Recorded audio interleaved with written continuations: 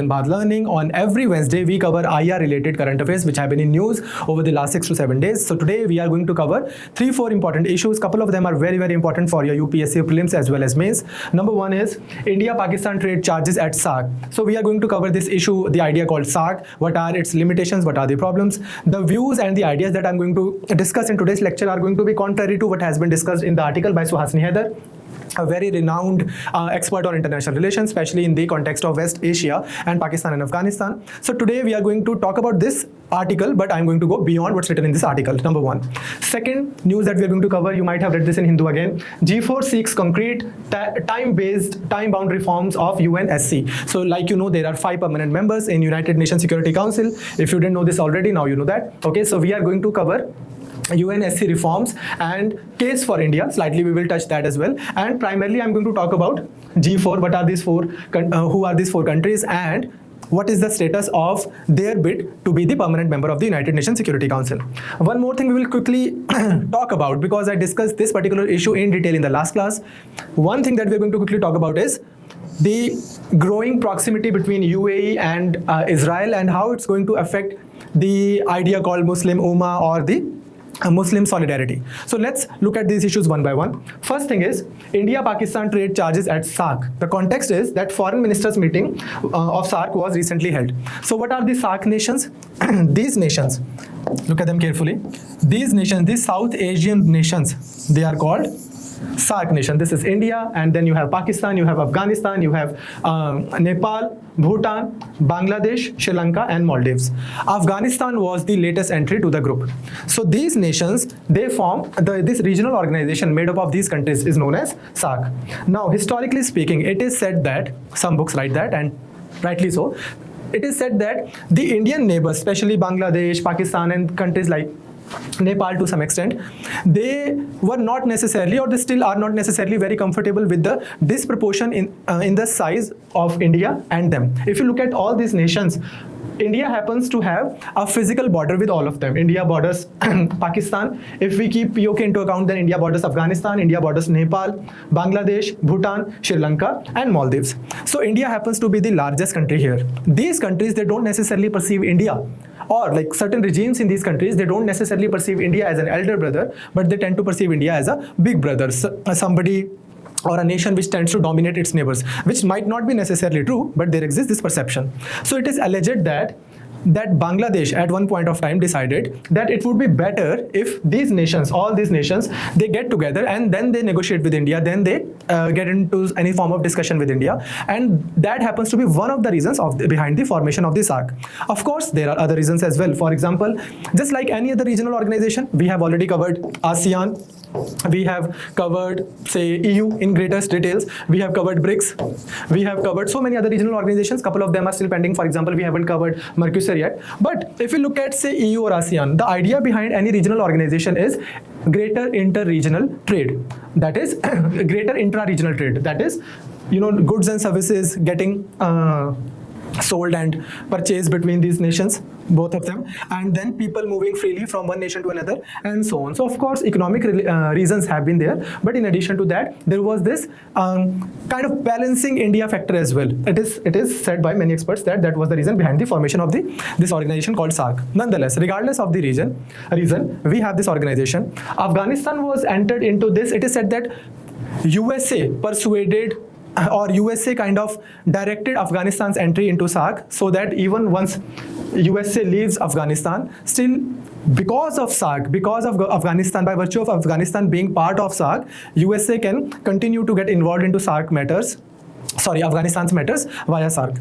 Anyways, so recently this summit took place, and in that summit, India said that we should collectively take stance against terrorism. All the countries should get together. There should be zero tolerance against the terrorism. We should not let any country support terrorist camps in their within their region and so on. So, you know, when India says something like this, it is usually directed towards Pakistan, and then Pakistan also tends to play certain cards against India. So that happened. Nonetheless, now let's quickly look at some of the facts behind SAARC, and then I will give you a little perspective about how important SAARC is. Can there be any future with respect to SAARC, or what are the alternatives? So if you look at SAARC, first of all, it was the whole organization, South Asian Association for Regional Cooperation. It came into picture in 1985, and its headquarters is in Kathmandu, Nepal. So that's a couple of facts which are important from prelims perspective. Then most of the features or most of the characteristics of SAARC are the ones that you would know anyway. For example, any organization which would have Bangladesh, Pakistan and India as its member is bound to be one of the most densely populated organization. So this organization, it has 21% of world's population and one of the most densely populated area as well. It also forms a part of like global good part of global economy, about 4% of the global economy, that is around $3 trillion US. So looking from that perspective, if there is an organization, say if there happens to be an organization which has almost 20% of world population, most of them are very young, so demographic dividend also comes into picture, then this area offers huge demand. So this area offers to be one of the most prime destinations for the global investment. So in theory, if you look at this area, this organization SAARC, you see a lot of potential, but in practice, unfortunately, that hasn't been the case. There have been certain achievements, standalone achievements. For example, we have SAARC games, we have SAARC satellite, we may have some sort of SAARC film festival every now and then. So these kind of things do take place. But when it comes to fundamental issues, say any regional organization, when we form any regional organization, what is our eventual goal? That we should start with lesser custom duties, then between these countries, then we should have free trade agreement so that there is no custom duty at all and goods and services are getting transported among the nations freely. Then eventually the free movement shouldn't be restricted to goods and services, and we should have free movement of human beings as well. So can you possibly, as of now, can you possibly perceive or can you reckon that this will happen eventually, say 10 years down the line or 5 years down the line between Bangladesh, India, Pakistan, Afghanistan and so on, Sri Lanka? Not at all. We have the kind of disputes we countries are having. Sri Lankans killing, shooting our fishermen, and Indians trying to throw away, and rightly so to a great extent, the illegal Bangladeshi immigrants, and similarly Pakistan and India, the kind of confrontationalist attitude we have against each other. So when you look at the fundamental issues, then you see that nothing substantial has been coming out of SAARC. In fact, the whole free trade agreement, it has the whole idea of having this free trade agreement established has been getting postponed forever. It has been going on and on and on and on. So there are certain issues I'll quickly discuss with you that why SAARC as an organization is not successful. Number one, from common sense you can see that any organization having its like two largest constituent partners or constituent countries, India and Pakistan, any organization having its main members fighting all the time, do you think that anything good will ever come out of it? So what happens that SAARC gets hijacked by the bilateral disputes between India and Pakistan, number one. Number two, the very trade between these countries is not up to its potential. In fact, it is alleged that there is more illegal trade between India or between the SAARC nations, among the SAARC nations, than the actual legal trade. Thirdly, there is no coherence in the ultimate objective. What do we want out of SAARC? Sri Lanka may have something different, Sri Lanka may have some different idea about what it wants out of SAARC, and Pakistan may want something completely different, and same is true about other members as well. Fourthly, there is one issue which has been discussed by Shashi Tharoor in his book Pax Indica. He says that, like, imagine if this is India, this is Pakistan, Afghanistan and Bangladesh and so on, Sri Lanka. Now, if you say that, let's have goods and services flowing freely among these nations, fine. You start with lowering down the custom duties, and then you move on to free flow of goods and services. Then tomorrow you say that let's have free flow of human beings among these nations. Then what will happen if, say, you can freely move as a human being, you can freely move not only goods and services but also human beings freely between Pakistan and India? You already have same kind of language, you already have similar kind of rituals and so on. Then this kind of free movement dilutes the whole point of having Pakistan in first place. So these nations, they will see this kind of free flow of goods and services and people as a question mark on their identity, that why did we make Pakistan in first place if this is where we were going to go, or this is where we are going to go now. All right, so that happens to be one of the reasons. This is why, again, Shashi Tharoor says that if you look at these nations, they want to kind of do away with their South Asian identity. Afghanistan and even Pakistan for that matter, they like to get qualified, they would like want to get identified as a West Asian nation instead of South Asian nation. Similarly, Sri Lanka doesn't like to get identified as a South Asian nation. It likes to get associated more with the East Asian nations like Indonesia and so on. And same is true about other nations as well. So they're not even very proud of their South Asian identity. So that happens to be another reason. So there are so many reasons. Primarily, India and Pakistan being the two prominent members in SAARC, and these two nations not getting along happens to be one of the main reasons behind the failure of SAARC. Now you think about it, any organization, if the organization is not meeting, say, at least twice every year, if Indian foreign minister and the foreign minister of other SAARC members, they are not meeting at least twice a year, what good will come out of it? Nothing will ever get done. Now, ever since, say, 2014, or even before that, the meetings of SAARC were not very frequent, and any bilateral trouble would make sure that either India boycotts the SAARC meeting or Pakistan does it. Okay, primarily India tends to, for example, India did not, I think, go ahead with the Islamabad SAARC summit and so on. What happens that whenever a terrorist act takes place, for example, when Uri happened and then Shopee and so on, so India decided to boycott any meeting with Pakistan or have any constructive dialogue with Pakistan until Pakistan takes some substantial step against the state-sponsored terrorism or otherwise terrorism flowing out of Pakistan. So when the organization is not meeting regularly, nothing substantial will come out of it. That happens to be another reason. So now comes the second point. In the article, so Hasni Haider argues that BIMSTEC cannot be seen as an alternative to SAARC because of two reasons. Number one, that BIMSTEC is more concerned about Bay of Bengal only. On the other hand, South Asia, SAARC covers the entire South Asia. And number two was some other random reason that you wouldn't really agree with. Now, what is BIMSTEC? It is another regional organization having Bangladesh, India, Myanmar, Sri Lanka, Thailand, Nepal, and Bhutan as its member.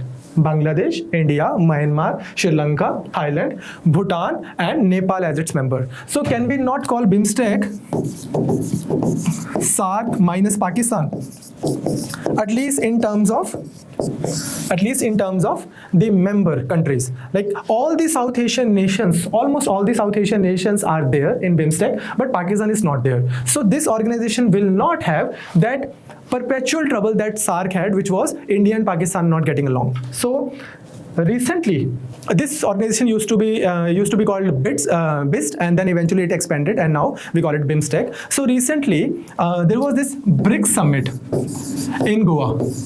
All right, and then on the sideline of this summit, BIMSTEC countries were also invited to, along with the BRICS summit. And during that summit, during this BRICS summit, Goa summit, Sri Lankan Premier, the president of Sri Lanka, he at that time gave this idea called developing the blue economy around Bay of Bengal. Now, what do we mean by that?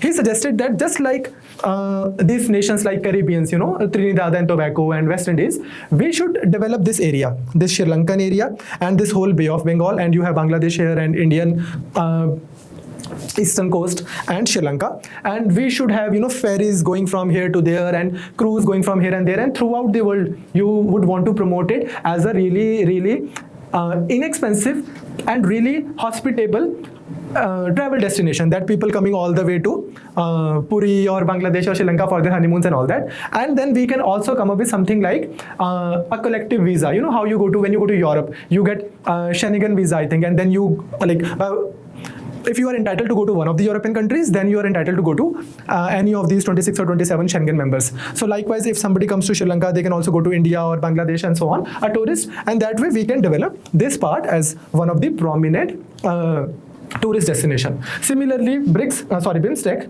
they had a kind of memorandum of understanding over 14 different sectors, for example, IT, telecommunication, pharmaceutical, education, health, and so on. So BIMSTEC, of course, has its own set of problems and certain limitations that we will discuss in some other class. But I just quickly wanted to bring into your attention that BIMSTEC is perceived as an alternative to SAARC because of the fact that, firstly, BIMSTEC primarily has like-minded nations.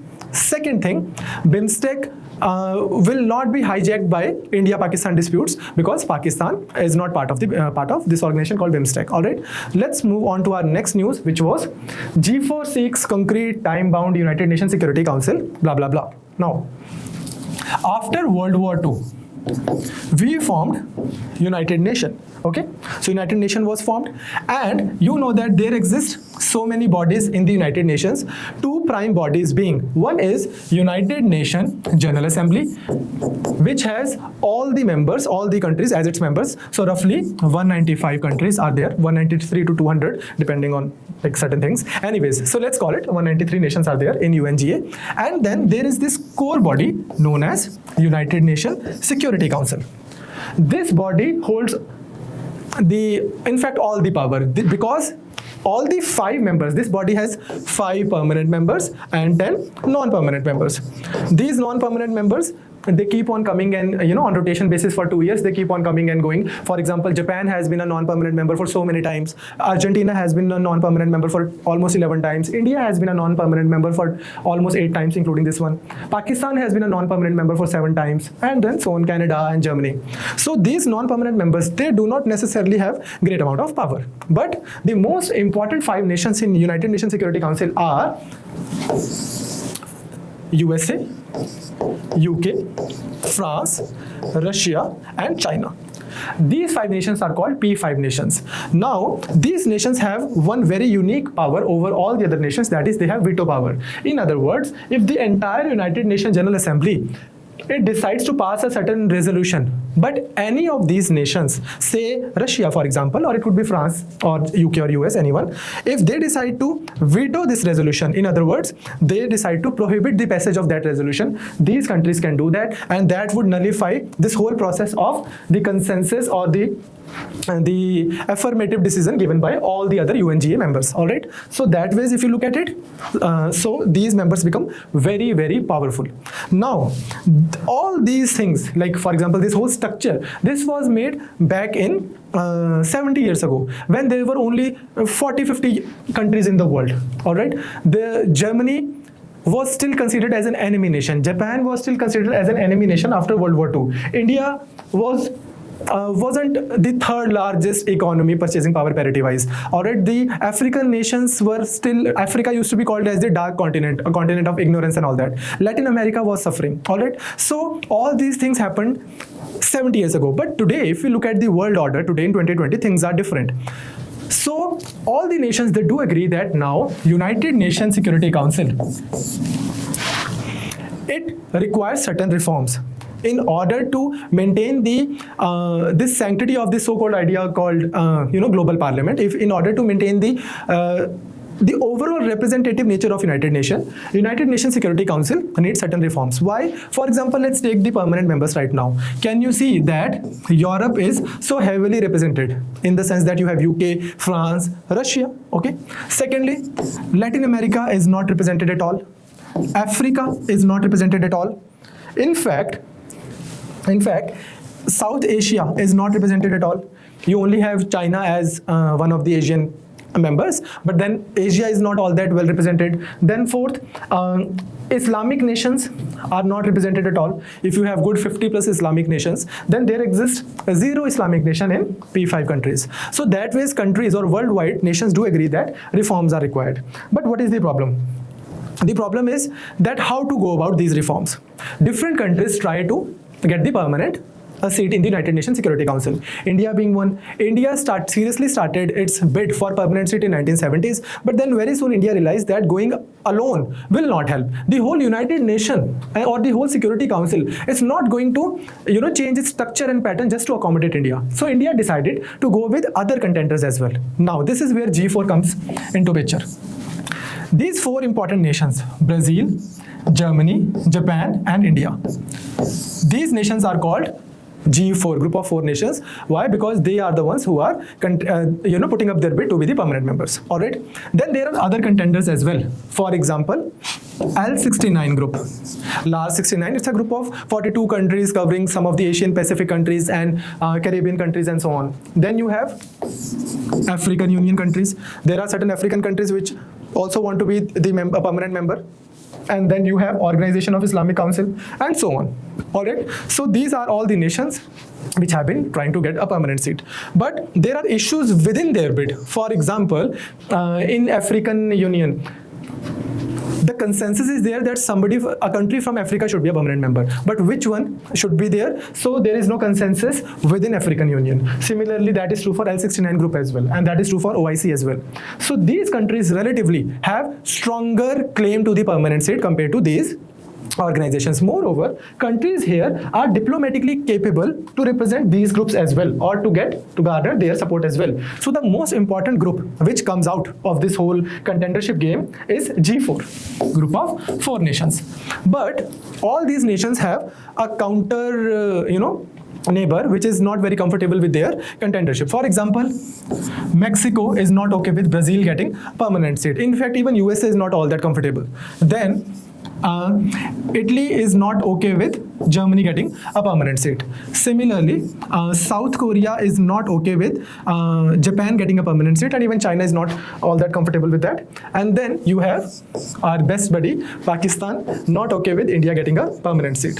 So these nations, Pakistan, South Korea, Italy, or Mexico, under the kind of leadership, if I may use this word, of Italy, they have formed this group called Coffee Club.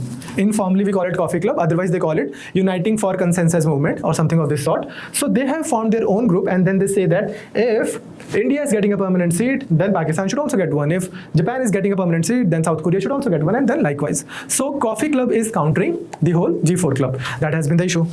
Nonetheless, whatever comes out of this whole thing, nobody disagrees with the fact that permanent United Nations Security Council needs reforms. So there are 3 major point of contentions. Number 1 is, what should be the criteria when we add a new member? What should be the criteria?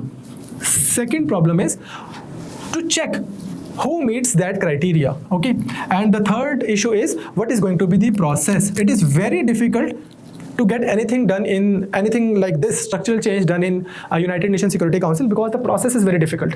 All right. So first thing is, what should be the criteria? Second is, who meets that criteria? Who will decide? For example, let's say, for argument's sake, if I say that a healthy democracy is one of the criteria, if you want to be a part of United Nations Security Council, then you must have a really healthy democracy going on in your country. Then that would, firstly, in theory at least, that would disqualify the existing permanent member, which is China. Okay, and then India may claim its right that India happens to, or India claims to have a very healthy democracy, but then tomorrow Pakistan may get up and say that, says who? India, that India has a really healthy democracy. According to us, India also have a gangland democracy. Look at all the violence and all the criminal record of the member of parliaments and so on. All right, so the question may kind of get stuck here. And then the process, how do we want to bring about the reform? Do we want to bring it via consensus, where all the members must agree, or do we want to bring the change via majority, where as long as majority of the leaders or majority of the countries agree, you bring about the change? So there are certain issues. Nonetheless, regardless of what criteria you choose, regardless of what process you choose, regardless of anything, India's credentials happen to be very, very strong. How? If you look at India, number 1, your credibility, United Nations credibility as a global parliament remains questionable unless it gives proper representation to 130 billion people. How can you keep them out and then claim to represent the whole world? It's too much, too much to leave, or like way too many people to not include. Number 1. Number 2, India's size. India is 7th largest nation geographically, I think, and then population wise 2nd largest. Then economy, India is 3rd largest economy, I think, purchasing power parity wise. So that happens to be another reason that is adding to India's credentials. Then India's contribution to United Nations peacekeeping force, from Sri Lanka to Cyprus, whenever, from Afghanistan to Puerto Rico, whenever there has been any mission by United Nations, India has always stood up as one of the strongest troops contributing nation. Okay, so India has really supported United Nations in its peacekeeping missions. Then India's record as non-permanent member. India has always done an exceptional job whenever India has been given this responsibility to act like a non-permanent member of United Nations Security Council. So if you look at the whole world, the Global South has always admired, Global South means relatively poorer nations, they have always admired Africa, Latin America, Asia. They've always admired India's role as a non-permanent member. They've always said that they felt that their voice is being heard at the global platform because of India. All right, so if you look at all these things, then you can see that regardless of what criteria is adopted or what process is adopted, if any country is eligible for United Nations Security Council permanent seat, then India is the first one to get it. India should be the first one to get it. All right.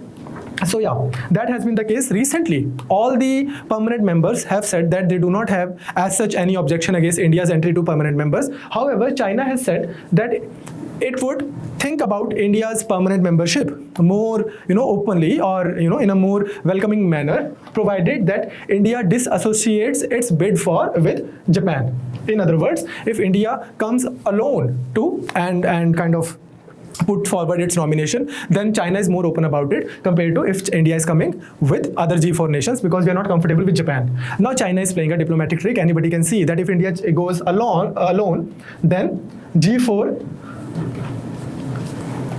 it just breaks the whole momentum or whole idea of G4. Tomorrow it will also bring kind of fissure between India and Japan, and then whole idea of Quad will also come into some sort of mutual distrust and so on. So they have put it on Japan. South Korea has also said that they are not okay with Japan, but nonetheless USA, UK, France, they have given their support to India. Russia has always been reasonably supportive. There have been times when Russia has acted equivocally, but more or less Russia has always been very supportive of India. And now it's just about China. If China also comes into India's support, then whenever reforms take place, India should get its due place in the United Nations Security Council. All right.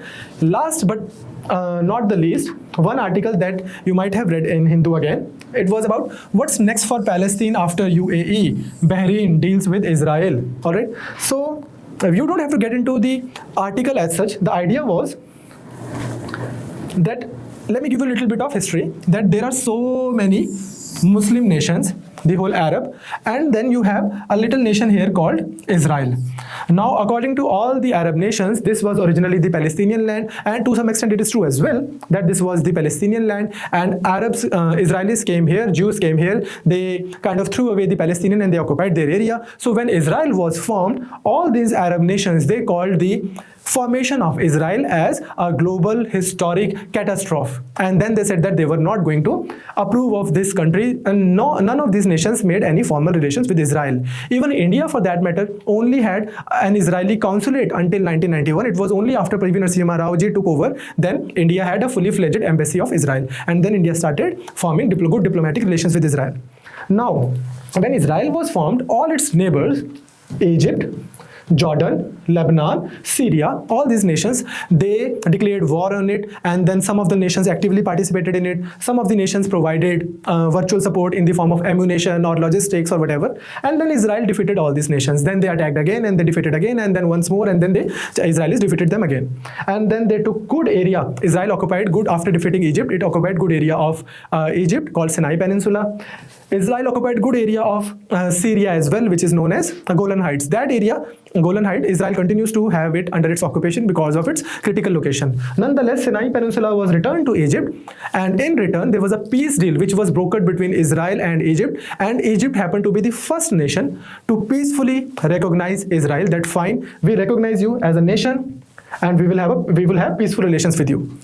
After that, few decades down the line, not decades, I think few years down the line, Jordan also acknowledged Israel, and after that, Israel's contendership as the main prime leading Muslim nation, it slowly declined, and new Muslim nations, they emerged. Like nations were already there, but they emerged as the new Muslim leading nations, Saudi Arabia and Iran. Now, all the other nations, including UAE, Pakistan, all these nations, they continue to have very cynical attitude about Israel. They never really acknowledged the formation of Israel, and they did not form a very graceful diplomatic relations. However, now UAE happens to be another nation which has we covered the Abraham Accord a couple of weeks ago. So UAE also acknowledged Israel now, and according to Donald Trump, he said that Saudi Arabia will also shortly follow. That is, Saudi Arabia will also acknowledge Israel. It will also form good diplomatic relations with Israel. All right. So Saudi Arabia has also thrown some hints. For example, firstly, if Donald Trump is saying so, Israel, Saudi Arabia and USA, they are very strong allies, very strong partners. Saudi Arabia happens to be the largest importer of USA's arms and ammunition, defense export, which then Saudi Arabia uses against its Shia minority and other Muslims in Yemen. So you can well imagine that there is no such thing as global Muslim brotherhood or global ummah. Every nation looks after its own national interests, Saudi Arabia being a prime example. How can you be on one hand you claim to be the main Muslim nation representing the interest of all the Muslims worldwide, and then you form diplomatic relations with have this such cozy relation with USA, you take arms and ammunition from them, not only you kill Shia Muslims in your own country, but you also attack Yemen.